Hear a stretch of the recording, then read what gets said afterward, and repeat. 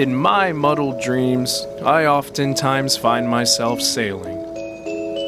No greater purpose or meaning, I float as if willingly taken by the tides of my thoughts. Here is no different.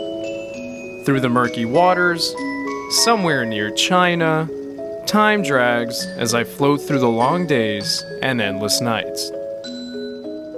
Somebody please, wake me up.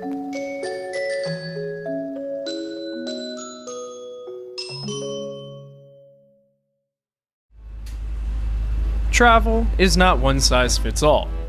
What you find amusing, pleasurable, or exciting, to me can be a heaping pile of whateverness. And seeing as though we are all different, cut from a different mold and not duplicate snowflakes, there is absolutely nothing wrong with that. Enter Halong Bay, Vietnam. Now warning, this episode is highly subjective and opinionated, but I simply don't care. If you, by any chance, thought that I make fluff pieces on every place I visit to seem more appealing or marketable, you're gravely mistaken, amigo. I do my very best to make sure I translate the emotion I had in every location, to share with the viewer how a place struck me at my core and what I gathered from it. If you felt different about that particular place, congratulations. So this is the story about a place where expectation sank well short of reality. Hanoi, Vietnam's frantic capital. A place where every street corner tells a story and seemingly any nook and cranny holds something delicious to eat for cheap. Seeing it is generally the jump-off city for most treks to Halong Bay, I take a day to get to know its French Quarter and partake in the national sport of noise pollution and scooter dodging. If you love the sound of motorbikes and honking, Hanoi is for you. That's the sound right there. You know, on the plus side, these iced coffees are so damn good. Clutch. In case you weren't aware, the main heartbeat of the quarter is located in the boulevards and walkways that surround the tiny Hoan Lake. A usually tranquil lake where one can take a stroll, munch on a crepe, and dig deep to find your inner zen. Today, however, there seems to be some rated G commotion going on.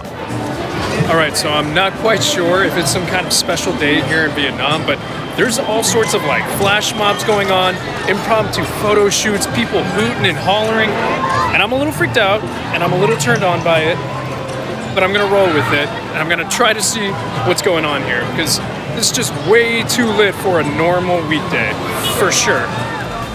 Luckily, there's a random amateur group of singers performing. Seems to be the logical choice of who to ask about all this organized chaos. Or one would think. Alright, great. So I'm here with Ms. Vietnam. You just saw them perform. They're awesome. Wait, so is today a special day in Vietnam, or is it just a regular day?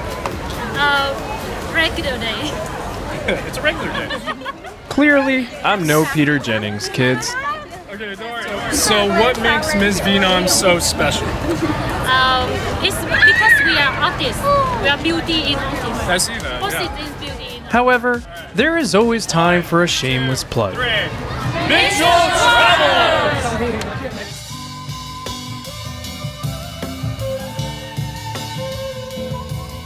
As the evening approaches and the flash mobs disappear, musicians fill in the void.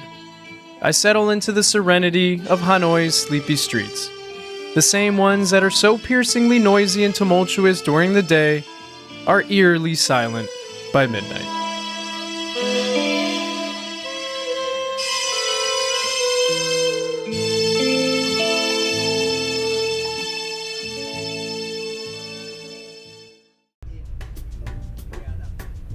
There are things that very much bother me when I travel. Early morning treks and bus rides happen to be two of the most aggravating. And it just so happens that today, I get to do both at once. And so, the longest 2 nights of my life begins. 3 hours from Hanoi by kidney-bursting bus ride is the Halong Bay port. Departure point to the maze of thousands of scattered limestone islets that paint the bay with a mysterious landscape. A Jurassic Park-themed Mississippi steamboat ride through the foggy Southeast Asian waters. Cruises that offer the service are a dime a dozen for all different budgets and itineraries. As an innocent, naive, first-time visitor, I choose the 3-day, 2-night package. This was my Waterloo. The unfortunate defeat of a solo traveler. The wrong pill taken in the Matrix. The cruise I chose to host me in my aquatic journey through endless regret was Galaxy Glamor Star Cruises. I should tell you that the room is pretty neat, as is the cozy 2-dimensional 14cm balcony that comes with it. No complaints here. Now it's worth noting that these cruises promise a rather loaded itinerary, one that's best suited for that person who has zero chill. But more on that later. For now, the first stop on this magical tour is Titop Island, errantly named after the womanizing Soviet cosmonaut German Titov. This is the kind of attraction that makes my eyes roll so far up my skull that I look like Mia Wallace in Pulp Fiction. Yep, I thought about skipping the island, I contemplated staying on the boat, sleeping. Hindsight, should have stayed on the boat sleeping. Nothing really to see here, folks. Unless you love crowds on a very tiny beach taking tons of pictures. Yeah. When the agony of the crowds is over and I've retreated back to my floating palace, the sun begins to set and the views take over. How much more of this can I take? I'm not too sure. The only certainty I have are these views, the silhouettes of countless dotted islets, an early night in the middle of an all too peaceful bay.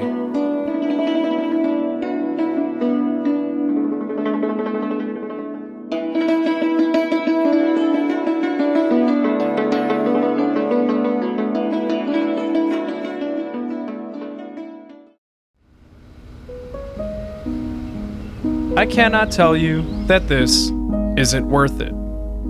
That sleeping in a snug bed, with the white noise of the bay and the still water ruffling, isn't spectacular. Waking up floating through the thick Vietnamese mist and carefully letting go of all of your thoughts as you stare out into the karsts. It's a bubble that's all too tranquil. A memorable morning experience. It's time for yet another time-crunched adventure. Where to, you ask? To a cave with all sorts of cave things to see that's fun for the whole family. With nearly 2,000 islets, the amount of caves in Halong Bay is unknown. But every tour seems to focus on 5 of them, which clearly makes the experience unique and trailblazing. This is where the Power Rangers come from, right? Think of so many illegal things that I can be doing here at this very moment. But then I'm not. The cave also features a grotto lagoon thing. And apparently the walls have been painted with the love stains from millennia's worth of vigorous fairy orgies. It's so psychedelic in here. I feel like this is the cave version of Are You Afraid of the Dark with some kind of psychedelic Pink Floyd thing going on here. It's interesting. As fun as that was, I believe I have roughly 30 minutes to reflect on my day before I'm scheduled to have another wild excursion. The one thing I will say about these cruises is that the itinerary is pretty strict, so basically everything runs on time. You'll have 40 minutes to eat, you have 2.5 minutes to take a piss. So if you're someone who doesn't really like to be told what to do or to have something planned out for you just about every hour of the day, then the cruise might not be your best fit. I must say, 2.5 minutes to take a piss is a long time, to be fair. Unless you just woke up and then, well, it's not enough time. After the allotted 12 minutes for nap time, it's time for, you guessed it, another tourist trap to visit.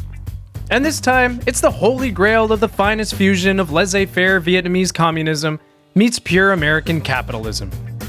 The conveniently placed Pearl Farm. Your go-to for all those pearls you really have no interest in buying, yet somehow ended up walking through its chic galleries. Subtlety perfected. However, the process of extracting the pearl, the surgical precision, repetition, and attention to detail is something to marvel.